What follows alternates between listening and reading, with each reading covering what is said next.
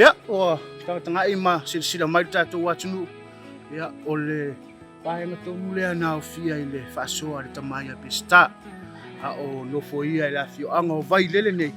Ya, le pahenga le tai o le afioanga. Le o tau sila mai, ya, ole malu tapua ile a sa tapua ia ile ekalisia e fakasa ia so ana mua.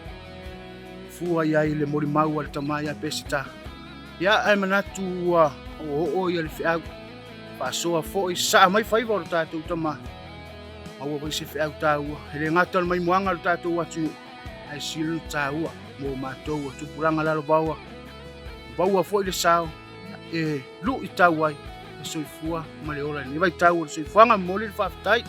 O tatou tama ia Peseta. Ia ono le pasoa matango fie. Pale ina foi le nganga le faaftai ia tatou paanga. Langolango ina tatou por kalame LAUAO SINASINA.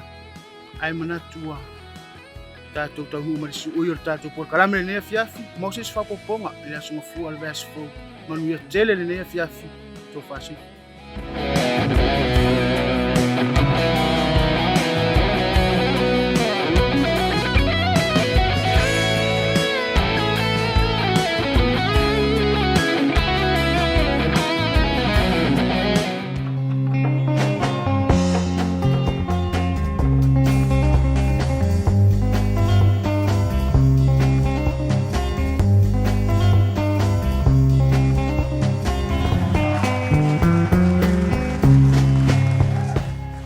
LAUAO SINASINA, po asunga fua o vai aso taitasi, ile itulae valu ile afiafi. Aua ni emisia.